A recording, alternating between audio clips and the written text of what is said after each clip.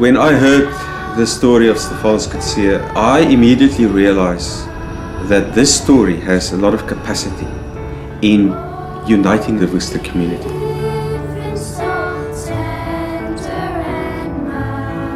If I was not in prison, I would have been a useless guy. I would probably have been dead because I was living on the edge. If I was released early in my life, before 2007, I would have been back with the Boeremag. I needed to be long in prison. I needed to stay almost 20 years in prison to truly change. This story remains a very powerful story. Forgiveness is not only about feelings, but also about practical things that need to happen. And how forgiveness is complex. And there is not a manual.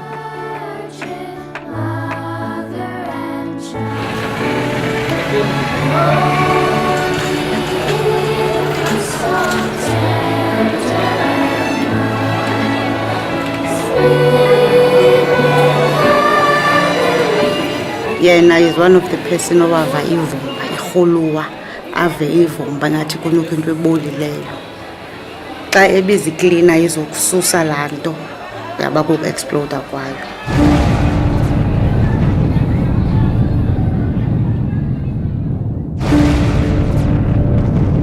On Christmas Eve 1996, a bomb explodes in a supermarket in Worcester.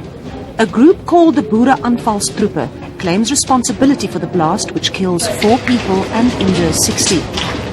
They demand the release of what they call Boer freedom fighters and that Boers be granted their own territory. 2 right-wingers are later arrested on a remote farm where they've been preparing for their war. Literature found that the house links them to a religious sect, the Israelites. They believe the Afrikaners are among God's chosen people.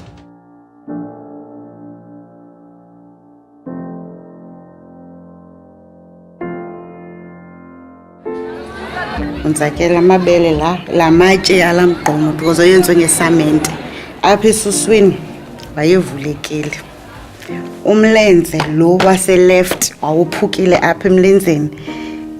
Nothi ithambo kuvele umongo uphukile. Toe ek sweetness sien, ek weet nie wat gebeur het nie, maar toe kon ek myself 'n keer uitgebars van die trane want toe weet ek iets is verkeerd. The first blast was inside.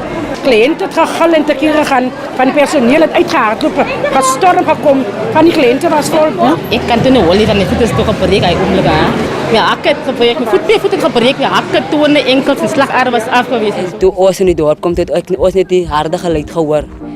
En toe het ons 'n week daarna het ek uitgevind dat my pa in die bom betrokke gewees het, dat hy op die bom gesit het. When the bomb exploded, when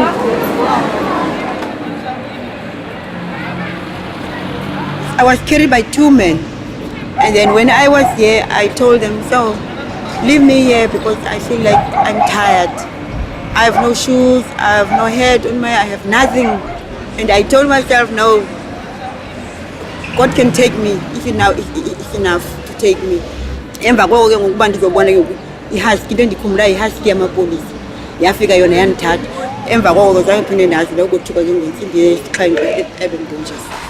Brother wami wayeklapha wayehamba nami kanye ngelusuku lanamhlanje ndandiyokumthengela impahla yeChristmas bawayengana-10 wayena-11 kodwa ayisemncinci bangana-10 wayena-11 baphasi ngoba wayesengumntana omncinci qha wayephapha. Ndathi bachaba ndimshiye ngasemva ndimbonanga mna ndava kusokuthiwa kukho ibhom xa ndigqiba ukujikela kulaa mithi yakho eShoprite ndiqomba khawuthi ke ndibaleke ndibuye ndize endlini umama ayiseplasini ayiphangela. Xa ndibuya ndide uxolana sibhidene etawuni andimazi ushiyekele phi ibethi iChristmas umfuna into endayiphawulayo pha ngexesha ndothuka ngo-7 mna bona abantwana abancinci phaa esibhedlele bamfika imfiki apha bonke abantwana abancinci bamfika imfiki ziiglasi bayakhala apha eOnrefali. Kwisuku lesithathu somfana emoshwal setshabile. 2 civic organizations aided the victims of the Worcester bombings. The Khulumani Support Group and the Restitution Foundation that established the Worcester Hope and Reconciliation process. Around about 4 years ago, people came together and said to one another, we see what is in Worcester is endemic of what's happening in South Africa. This is not our town. We cannot say collective, this is either my town or his township or your township. So a realization dawned on ordinary citizens in this town that we have to cross the divide, caused by ideologies of the past, caused by politics, caused by poverty, caused by drug addiction, alcohol abuse, and so forth. So it got institutionalized, this way of life, and we said we cannot grow as a community separately. And no politician is going to solve that because nothing happened since 94. Actually, the divide grew bigger. So we started the Hope and Reconciliation process. And you remember I used the word process. The Hope and Reconciliation is not an organization, it's a process. Process relying on building blocks so that we can heal one another.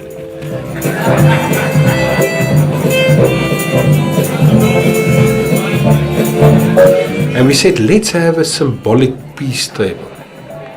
Once a year to show to our children when we break bread together that this is the way to go.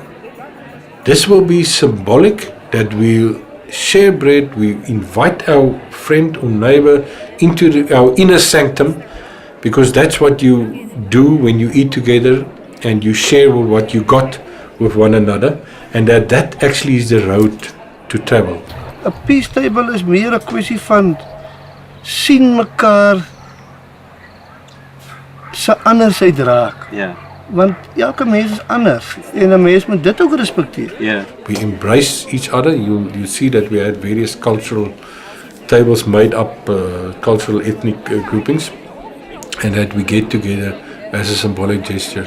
The peace table are now a yearly event in our town, symbolic of the way ahead. The smile on your face tells me that you love him, tells me that you know him, tells me you adore him.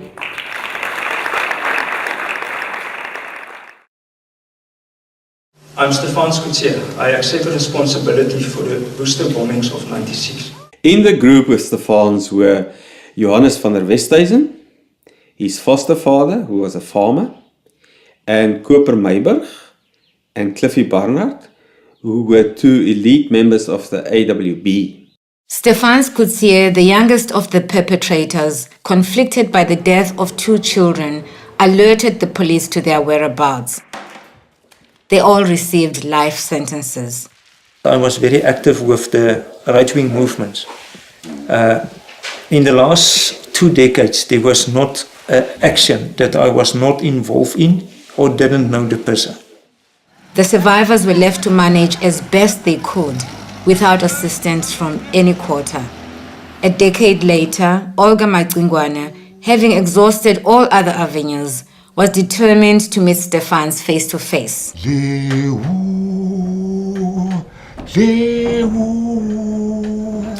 Harris Sibeko, chairman of the Worcester branch of the Khulumani support group, assisted Olga. With a small group of fellow survivors, they went to the prison in Pretoria to meet Stefans. This set in motion an unexpected journey of forgiveness. For 13 years, I was in a teen, like in a teen. Because I tried to write the letters to the TRC, I write the letters to the parliament, asking, where must I knock? Where's the right door? Now I can open my mouth after 13 years, then I open my mouth and I can speak to my perpetrator. And I was concerned to see my perpetrator. That is why I was telling myself I want to go to Pretoria because I want to see my perpetrator. When I started with restorative, part of your homework is to think what is the effect that you think is on your victims. And I really thought that I covered everything. I really thought I covered everything. But then I met Olga and then I realized that you don't have a clue what you have done. When I was on the way to Pretoria, I can tell you really, I was having an anger. I didn't eat the whole way from here to Pretoria because I was having that anger. And when we enter the room, there was a guy there who was fitting the chairs and so for us to sit in that room. Ndiyambona lo muntu ulungisa izihlalo sizawuhlala apha. Andithathi ke ngoku hayi noba lo uzawuphinda aphume kuza uyena yena. Ndaxakeka ngoku andibona lo muntu ehlala naye ngoku. Kuba kukho nonontlalontle balapha entolongweni. Kukho nathi ke abantu abaze apha. Sihleli apha ke ngoku sonke sithe nqwadalana ke ngoku apha naye afika ahlale ke ngoku. Athi ke umphathi wonke umuntu makazazise uba ungubani. Ndizomqophela ndiyomqonda ngelo xesha umuntu uba lo muntu nguye nalo. Ndasike ndamangaliseka kwangumangaliso kum ngoba kaloku mna ndigade ubona umuntu omdala ngoba kaloku umuntu omdala nguye onokwenza izinto ayingomntana onokwenza izinto. The moment Olga went in that room, I know she's my victim. Because I could have saw it, I could have felt it. That hurt, that pain, that hatred. The first question I asked him, I was just asking, Stefan, you didn't know me, I didn't know you. Why you do this bad thing to me? And then he told me that he was hating the black people. And then I asked him, why you didn't go to the TRC? Because in 1998, we are having TRC in South Africa. There was 2 reasons I didn't apply. First of all, we were out of the cut-off date. Second reason, I didn't change. If I went to the TRC, I would have lied because I didn't regret what I have done. He was very honest. He told us everything. I was part of a group that did murder people, that did commit acts where people died. And I wanted to be man enough to say, I was man enough to detonate a bomb.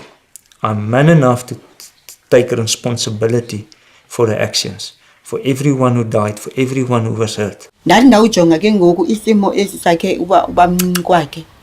Ndamfanisa nomntana kadadewethu. Khaba ke ngoku xa ke kule minyaka fana nomntana kadadewethu. Ngoku nxa ngumntana kadadewethu bendinothini? Olga asked him, Stephans, if I can forgive you, what are you going to give me? And that was a sad one. Ngoba ndityiwe laa nto athi andinanto. Into ethetha uba ngeba uyafuna undinika. Ngoku njengoba ndikhule ndiyinkedama nje, xa umntu esithi into akanayo, ndiyazi ngam. Ngoku ilaa nto ndendathi kuye, oko andixelela kona, kuyinyani, kungeyonyani, kuphakathi kwakhe noThixo wakhe, mna andingomgwebi wakhe. Ndona ngokucinga, noba ndiyathandaza nditsho, ndithi ndona ngokucinga, ngokuthetha nangokwenza. Ngoku ngokutheni ndingenakho ukumxolela ke ngoku uStefan, kunyanzelekile ndimxolele. And Olga asked this guy again, what do you think about the other people that are not here now, and that you had so much, and you killed children and so on? He said, I would love to see those people. I want to talk to them. And the 2 of them stood up and hugged each other. You know. And then I stand up and hug him to show that I forgive him. Olga's first words was, I'm not going to forgive you. We started the day by knowing that I will not be forgiven. And we entered the day by she forgiving me. But Olga's forgiveness went much deeper than that. Olga fought for my release a lot. Because forgiveness for her was not words, it was a living.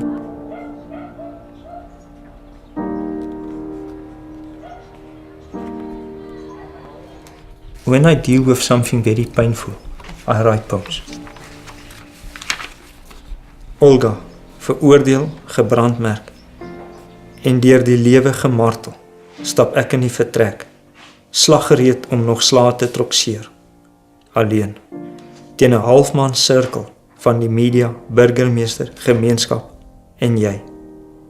Ja, vir jou kon ek dadelik herken, want bitterheid en woede gloei aan jou, met die glinstering van moeder, vrou, skoon weggeblaas deur 'n bom op ou Kersdag in Shoprite.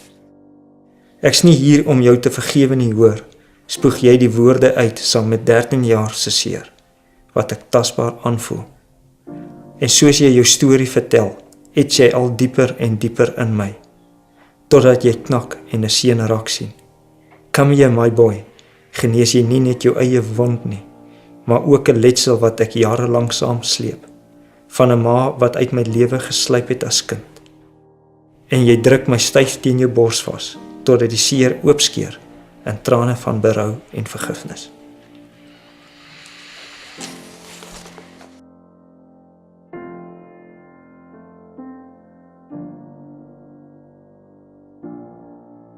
Wie is 'n mens dink aan jou kinders, dan dink jy aan die toekoms. Ja. En as jy die toekoms wil gelyk hê, dat almal oor dieselfde kam geskeer word, dan moet ons mekaar begin vergewe vir dit wat in die verlede gebeur het. En dit moet nie vergifnis van een kant af wees nie. Dit moet vergifnis wees van al die kante af. In January 2015, Stefans was granted parole under very strict conditions. For the first 6 months, he had to report to prison on a daily basis. He has since been transferred to Klerksdorp to live with his mother. When we were young, my mom sent me to shop. And when I come back, she was not there. She walked out of my life without greeting me. And as a young boy, I never get over it. My father was alcoholic, but he spent a lot of time with us. I remember he had tattoos on his body because he was working as a corrections officer in prison. He's also a boxer, so I think there's where my fighting time come. But he spent a lot of time with us, and unfortunately with the drinking, things happened that we were sent to an orphanage. In an orphanage, when you're young, then you are new. The older guys always want to show you they are a man, so it's where I start fighting. When I was in an orphanage, we were teased by the guys who have families because we don't have parents. So the fighting increased. So you were in Windburg in the orphanage and then you were adopted. Yeah, I don't precisely know what happened, but after being in the orphanage, my mom, not seeing her for so many years, I don't know how to explain it, as adopted. Okay, so your mother actually adopted you then? Yeah. Okay. And how did you experience that period of being back to your mother? Can you... Yeah. It was difficult. My mom was staying with a guy, Peter Silman. I think it was the guy that I hated most in my life. That guy have given me so much hatred. If I have killed him the time that I wanted to do it, I would never have been in prison for killing all the people in Worcester. You can put it this way. I was with my mom and wish I was back in the orphanage. It was better not having parents than staying in a house with so much hatred. I think that is where my love for all the long distance running come in. Because what happens is that I don't want to be at home. It was a blessing being in a Koshuis.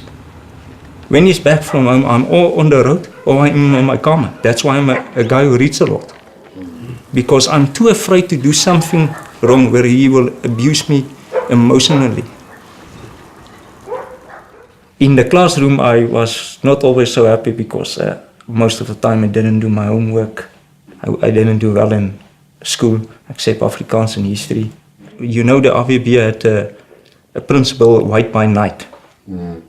I get involved with school kids where we assaulted black people simply because of the color of their skin. When we started, a few of my friends, it was only weekends, Friday and Saturday. But later on, me and one of my friends, we also did it on Sunday and sometimes on a Wednesday, and there was a time we did it every day. I remember my older sister told me many times, Stefans, they are also human. Then I told her they are not human. I'm until today not sure if I started because I was a racist or I started because I wanted to get rid of the anger. And hello my engeltjie. Wil jy my drukkie? This is my sweetheart. Is it? This is my sweetheart. This is my little angel. Dit is oom Dion, dis oom Harris en dis oom Mark. Selfe oom. When I met Benjan, Jan van der Westhuizen se seun. Jan became that father figure that a boy always wanted. How is it that the two of you got to know each other, and what role did Benjan play in your life? We were together in Standard 4 in the same class, and he used to take me out weekends with his father, and later to the farm, and later on holidays. So Jan is a very, very good guy. Until today, he's my role model. You mean Jan van Westhuizen? Jan van Westhuizen. Until today, he's my role model. I know he brought me to prison. I know bad things happen, but I cannot forget all the good that guy have done in my life. So you left school before you completed school, and then you started to work full time on the farm. Yes. And what type of work did you do there? So you normal farming. Normal farming. Sheep farm, so it is working with the sheep, scare those, move the sheep. And did you live with Van Westhuizen in the house that time? Yeah, I stayed with him in the house. And were there any black people working on the farm, or no black people? No black people at all. We did the work. There were no black people on the farm. When you were with Jan van Westhuizen on the farm, you also started to develop strong racist views. It started with Jan. He was a member of the Israel Vision Church, and spending their weekends, spending their holidays. We on Sabbath days we come together, and we have the Bible, but we read it differently. And it was where I was taught that I'm a superior race. The Israel Vision was there long before '94. Yeah. But it was a religion. It was practiced privately on farms or houses or whatever. After '94, the Israel Vision became a terrorist movement.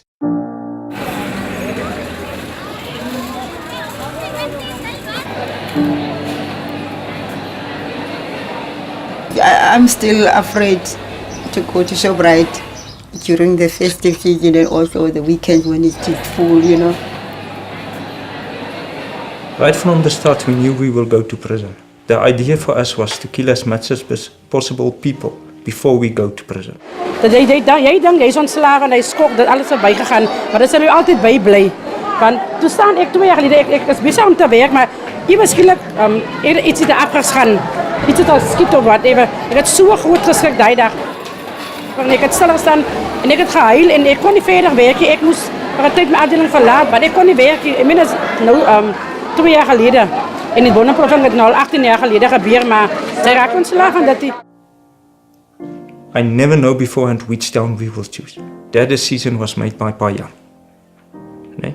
The only thing that I know, it was certain things. For example, on 24 December 1985, in Amazon-Twiti, the ANC planted a bomb in Checkers. People were killed that day. And the town, I think, was not important. I think what was important was the day 24 December.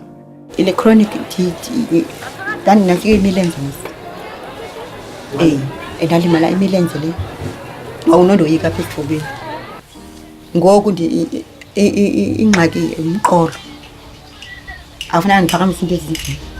For us, it was also to bring, when people think about Christmas, they must have sorrow, they must have pain. Le mini mphayithaya mina singafuna ukucinga kakhulu. Even nana ngoku ndihambayo kusasa ndisho umama abengafuni uthi yaba nguShoprite again Z24 futhi namhlanje sokuya ndise ndiyaya. When I came to prison, my only regret was for killing so little people, because I really believed in white supremacy. I was a strong supporter of almost every hate group in the world. I was a member of various groups. I was also part of the Witwolde. In prison, because of the hate, I received the nickname Hitler. Okay, ndikhumbula la suku lalenzekile yile nto ndingathanda uhlala ndisoloko ndindedwa ndisoloko ndibepha ebantwini ndifike kube khona uba mandiqomba ndindoda ndithatha nabantwana basikhalisa umculo ndingakwazi ube ndicinga kakhulu ngoba ndithi lokubetha ixesha ndicinge laa mini. Those people, they lost their loved ones, and some of them, they were injured, and the government did do nothing about it. And some of these people are still moving up and down for treatments of that bomb blast, paying their own money. En dat so baie mense nou nog sit met pyn, mense wat seer gekry het wat niemand is nu niks mee te doen daarmee nie. I mean, dat my mense miskien sielkundige hulp nodig het, mense wat geld kry vir dokters en daai, want ek het van 'n kliënt wat nou nog in die winkel kom, wat sy vrou seer gekry het, sy nou onlangs operasie gehad, maar nou wil ek weet wie staan man vir daai, wie moet dit betaal? Hulle moet dit self betaal, en nie wat die regverdig is nie. Ja, ik was wel lang in het hospitaal geweest zo.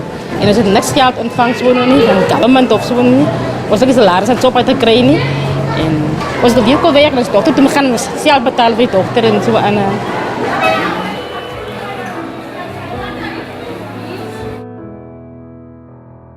I started my prison sentence in Cape Town.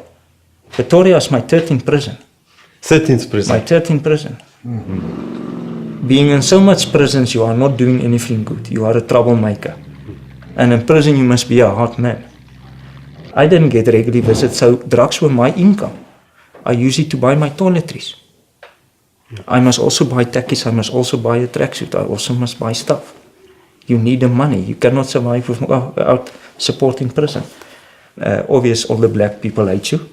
And they have reason to hate you, because you committed a crime against them. But the white people also hate you, or they were afraid to associate with you, because then people will also say they are racist. And over time you realize that the people helping you is the black people. So then I learned that the black people have more rugrat, backbone than the white people. There was times that I hated the white people for being slapgat. And I had a fortune that being in a community cell, you must start living with people. There you start to know that black people have the same dreams as you. They want the same thing, a house, sport, family, love. And it was in that time that I can say that it made me realize that we are the same. And it opened the door to listen to the cock. Eugene de Kock, known as Prime Evil, is the former head of Vlak Plus, a base of apartheid death squads. Convicted for multiple murders, he has been serving 2 life sentences, plus 212 years. I didn't have any hair on my kop. You know, I was a skinhead, so on that time I was also talking Skolitaal and whatever. So when I greeted Eugene, he didn't greet me because he don't mix with Skollies. And he didn't know that Pa Jan is my father. He didn't in fact know that the Worcester bombers are 4. He thought they were 3 because the 3 never talked about me. And what happened is this, we went one day in the binnenplaats and someone have told him that Jan is my stepdad. And he asked me, look, I heard the story that Jan is your father. I said, look, he was never adopted me legally. But Jan take me as his son, and until today I take him as my father. And then we start talking. Now, on that time, my nickname was Hitler. And Eugene used to tell me, Stefansman, this is not a nickname. Now, I didn't give me the nickname was given by black people to me. And then Eugene convinced me to take off the nameplate and just rewrite it in my own handwriting as Stefans could see a prison number and my crimes. Eugene told me, Stefans, I never want you to leave ons praat mos van die volk. I don't want you to desert your folk. Jy's 'n boer en jy moet trots wees om 'n boer te wees. But if you go back in the history and the Anglo-Boereoorlog, 27,000 women and children were murdered. That 27,000 women and children are going to accuse you for what you have done in Worcester, because you have murdered women and children. And then Eugene convinced me we had some outstanding cases that was never brought to justice, to get it off my chest. So me and him went to PE in 2003, where I talked to the police about the cases. He also convinced me to start the restorative justice process. Eugene didn't only save my life, he saved every life that I would have taken if I was released from prison. Because one thing we have to be clear about, that one time or another I was going to be released. And if I didn't change, the hatred would have been so much that I would kill many more people. I had a lot of time in prison to form hate, to make plans.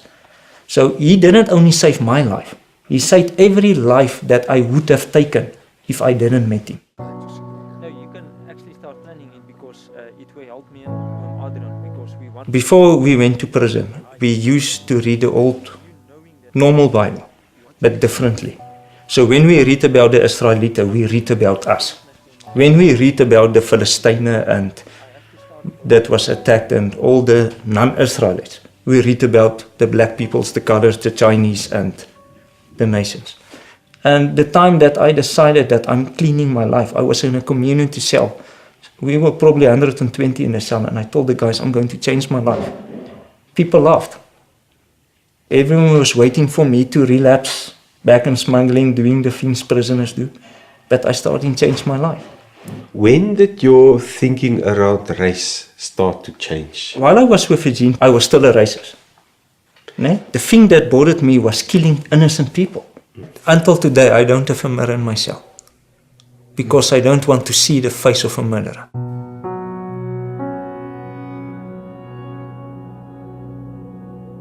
I don't know if inmates will tell you, but most of us get nightmares.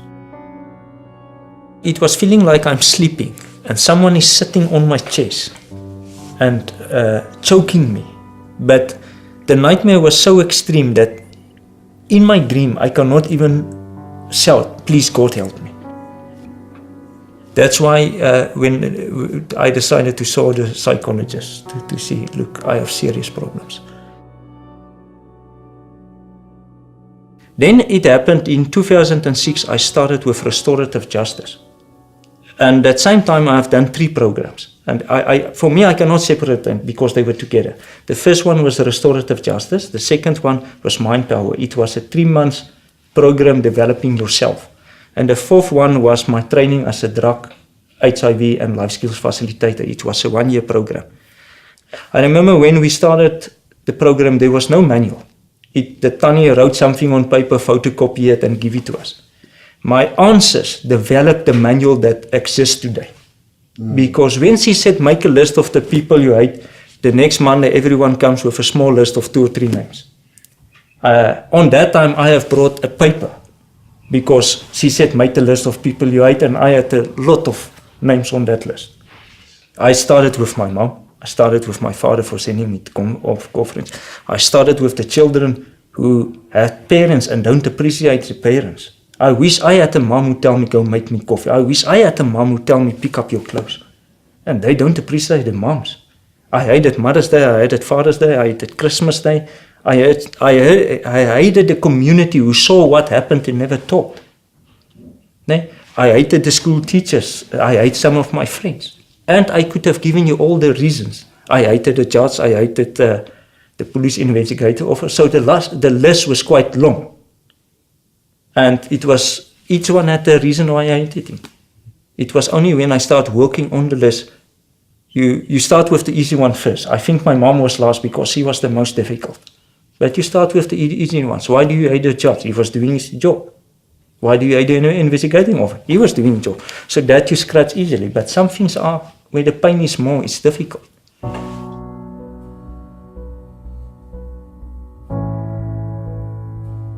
I decided I'm going to make 4 decisions.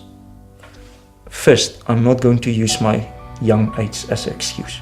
I'm not going to tell people, look, yeah, I'm sorry, but please remember I was 17 years old. I didn't know what I'm doing.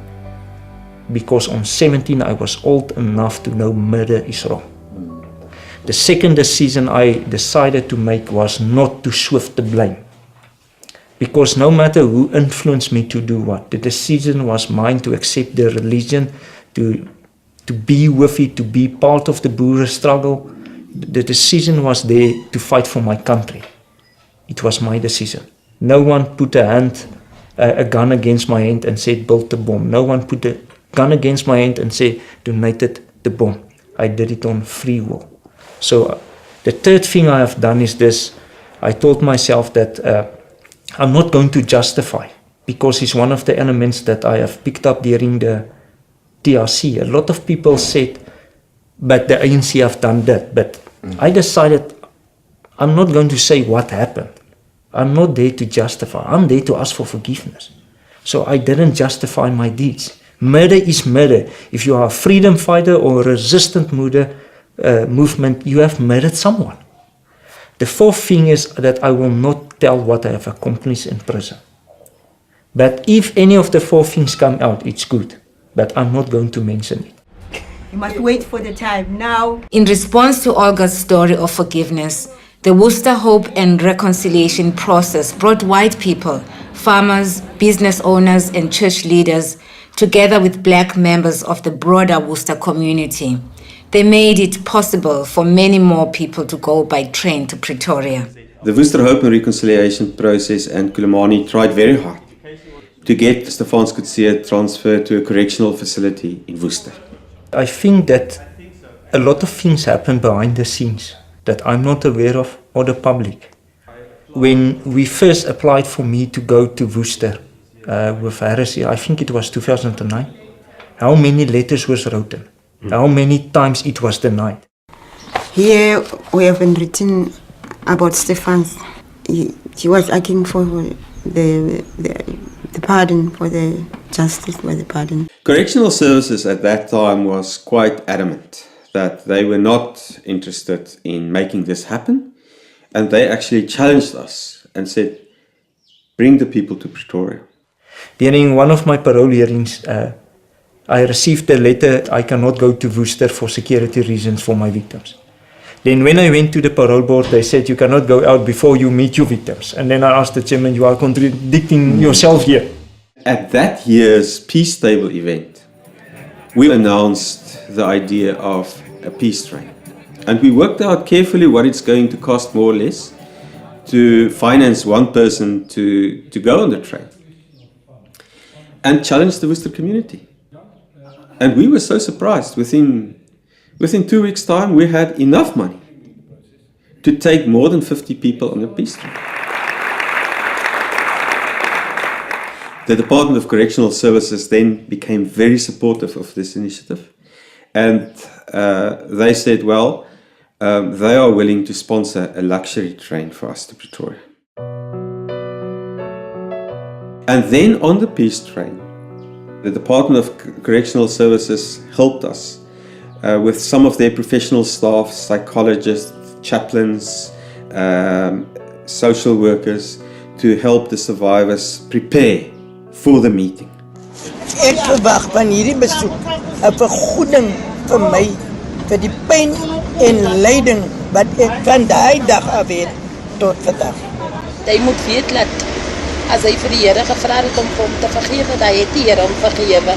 Al is daar van ons mense wat hom nie gaan vergewe. Ek verwag dat ek genesing sal kry as ek vergifnis gee.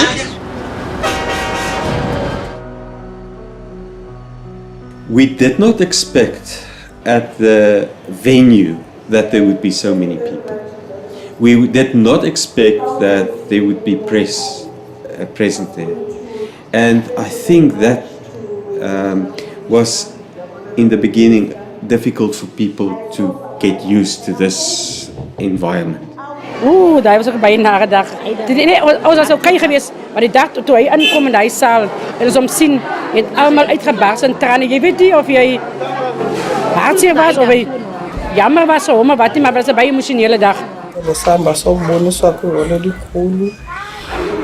Ngokutsho kwakhe kathiwa abantu abakwaziyo umxolela mabaze baphambili. Ndathi andinokwazi umxolela. Okuba sekunje namhlanje singenabrata kungenayo. Ingqina emveni koko zange ndonwabe. Kwakukho noogqirha phana banike ngondinceda ndibane baneempilisi ngoba into yakhe yavela ndenza umsindo kakubi. Ngoba yena sokutorha ixolo naye andisoze ndibe nawo. Hayi, ndawude ndiyongena engcwabeni bakuyileyo.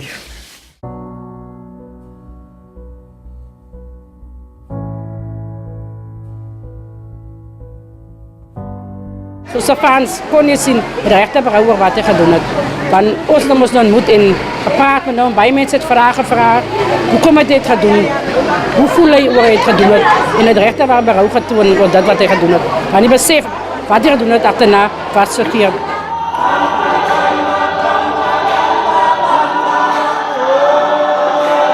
Each of us has got a shared woundedness, and if you take South Africa from the beginning, the slavery, the atrocity in that, then the imperialistic wars, the Zulus fighting against the English, the Boers fighting against the British Empire. I mean, if I refer to the Boer Wars and the concentration camps resulting from that, there's no difference between that and genocide under the Nazis. Then came apartheid. Even worse, the same people being oppressed are now oppressing other people. So, woundedness in the blood doesn't or don't go away if you don't talk about it, if you don't receive therapy, because that's part of our genetic makeup. You get wounded and it gets delivered from generation to generation, the stories told, the perceptions because of that. So, the narrative telling each other about our woundedness, telling how we experience South Africa, that is going to provide the cure. One of the beautiful things of this peace train journey is how it brought the whole Worcester community to get involved in this initiative. And we also realized how complex the issue of forgiveness is in South Africa. After the peace train returned from Pretoria, correctional services brought Stefans to Worcester so that all the survivors, including those who did not go on the train, could meet with him. 1,000 or so people packed into the community hall to hear Stefans. Zange ndiye mna unomama uqala kwami umbona mna waza yena apha eWorcester prison ngokuqalisa kwala session yeVOD ke ngoku. When I was informed that I must be going to Worcester to attend my parole hearing there, I was nervous. I'm Stefan Skutsia. I accept responsibility for the Worcester bombings of 96. I accept the blame for the pain, the suffering and losses that you, the survivors of the bombing, had to endure because of my actions. Survivors were also able to meet Stefans in small groups. In die maandag aand, toe kon ek slaap nie. Dat was vir my die proses van die bom afgegaan. Dat het heeltemal voor my afgespeel. Worcester was difficult. It's going back to the community where you have harmed. We had a lot of time where people explained, and for example, there was a lady, she was a nurse. So she was not hurt, but she was the one who was helping the children and the men, all that trauma, and it affected her. And I never thought about it. I never thought about the ladies who must go back the next day to ShopRite to work again. The ladies who are working there 20 years later. How do they feel when Christmas is near? You understand? So you don't realize what you have done until you met your victims. Ek aanvaar vir hom. Ek had niemand. My kinders het seer gekry, maar sy het so seer gekry, daar's ander wat kinders verloor. Maar Stefan, ek had jou nie. Ek het vir jou vergewe, maar vergifnis vat nie die pyn onmiddellik weg nie. En vergifnis is nie net vir daai dag. Ek moet elke keer vra of myself herinner aan die vergifnis wat ek vir u gegee het. I attended one of these interactions where Neliswa Bisakwe stood up and she said, I hate you. Kabuya yonke nala ngumbo nala hatred yonke lanto. Left me suffering hard because you took everything from me. I hate you with a passion.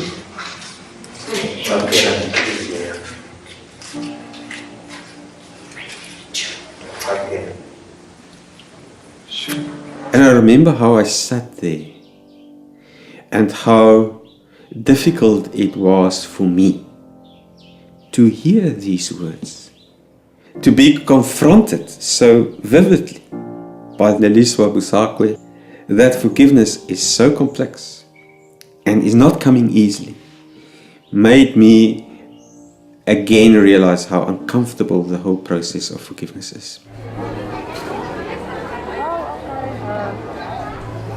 Baie van ons het hom vergewe. Minister is daar, maar men wie ons as mens.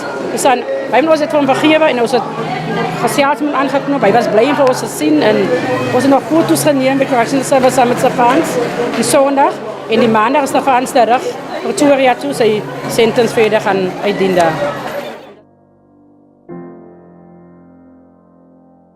Neliswa Busakwe, she remained in our minds.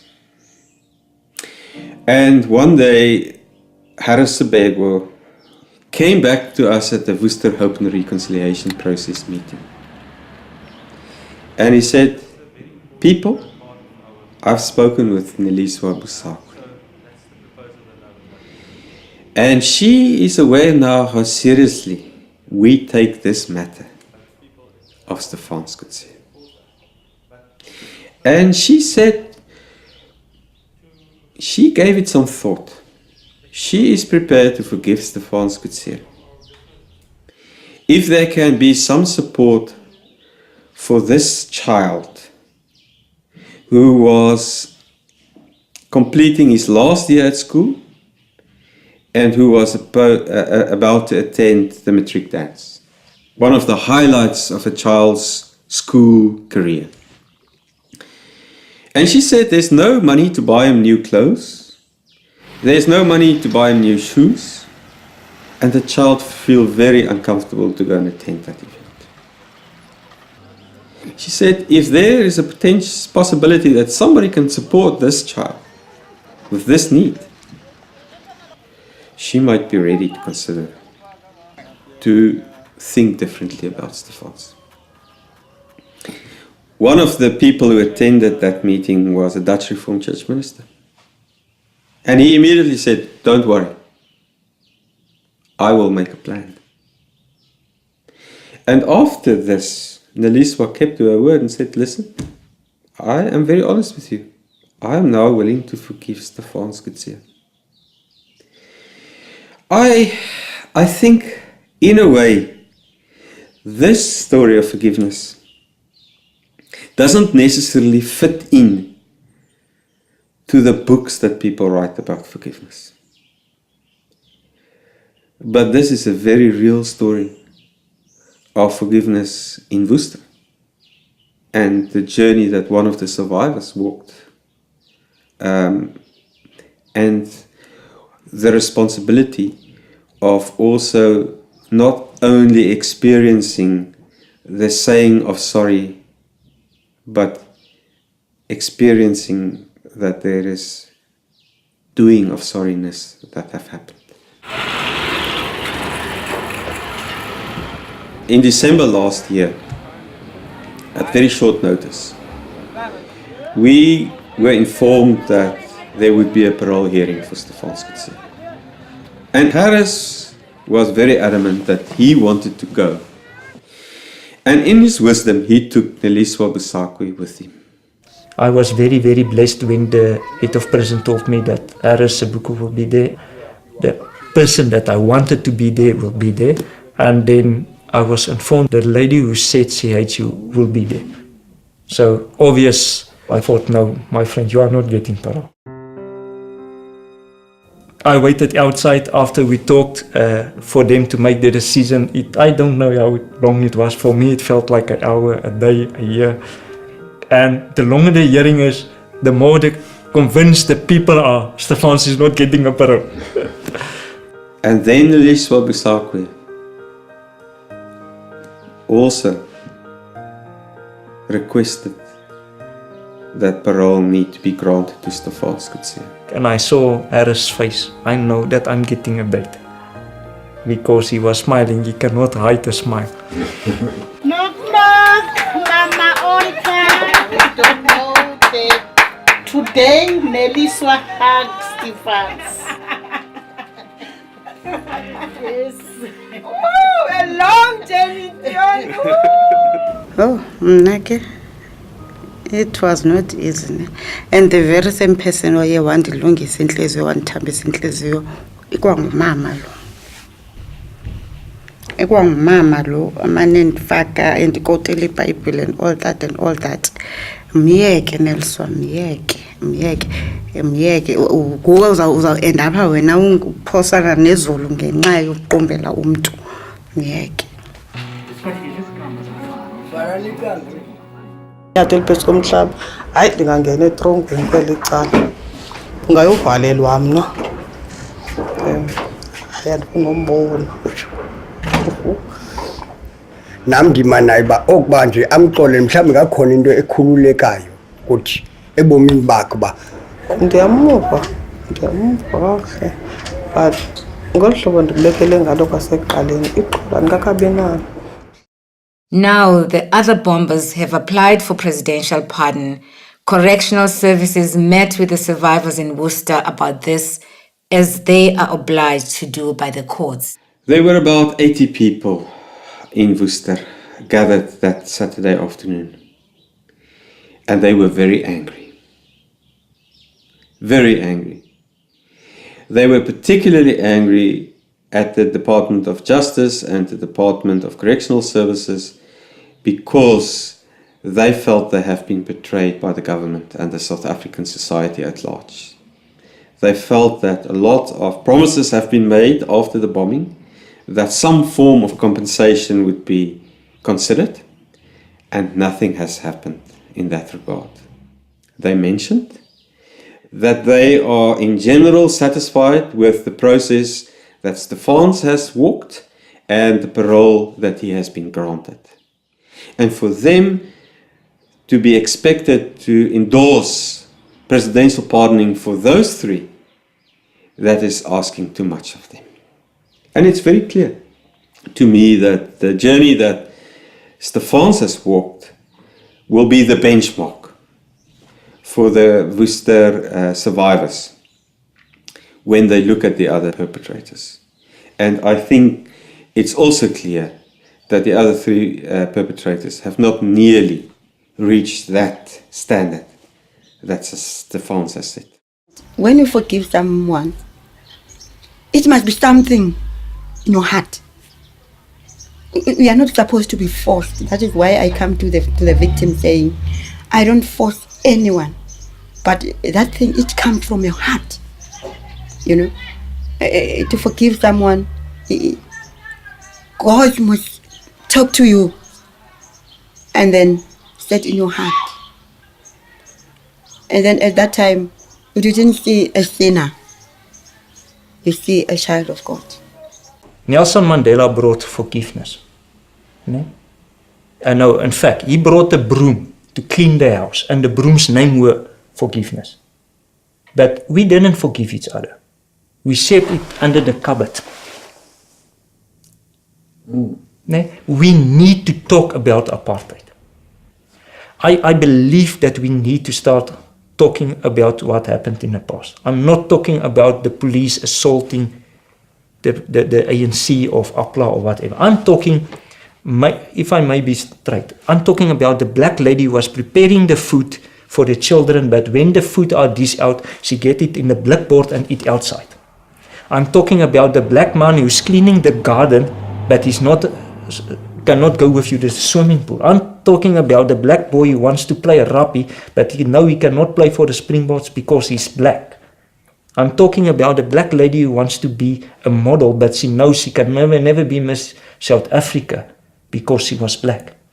I talk about the guy who had dreams on school to become a businessman or whatever, but because of the color of his skin, he cannot have certain positions.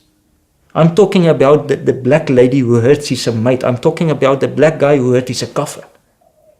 We need to go back to them and say sorry. I know the lady who used to work in your house is not working there anymore. But today there's working someone else who had the same pain that she had. Ask her forgiveness. Don't do it on a TV, don't do it on a newspaper. Just put it down and say, let's talk. You know, I have done this and this and this for the lady in the apartheid regime, and I'm asking sorry for it. Because we remember, we always blame Eugene and we call him prime evil. But prime evil was supported by the apartheid people who voted for the MP. And that is what we need to talk about. Because if we look at Worcester, for many years the black people who were hurt, they moved on. But if we are truly honest and we saw it, the pain was there. When I was there, I felt the pain. Because you saw, you heard them. And that's the same with the black people. After 94, we are sorry, we've moved on. We didn't move on. They still have the pain. They still want to say certain things. They still want to hear certain things. Look how many people change by being honest with them, telling them, I'm sorry. How many of the normal black people just want to hear it? We are sorry. And I'm talking, we have to start with Evie de Klerk and say, look here, we have done certain things. We say sorry. I'm talking about the pastors who have preached apartheid in the NG Kerk. We have to go back to the community and say, we are sorry, we supported the system. I'm talking about the businessmen who didn't give opportunities. It must not be words, it must be a living. And my raad to the Afrikaners, we have a book we call The Handves van Mensenrechte. A small white book that is in prison. You know what, that book is useless if you cannot live it daily.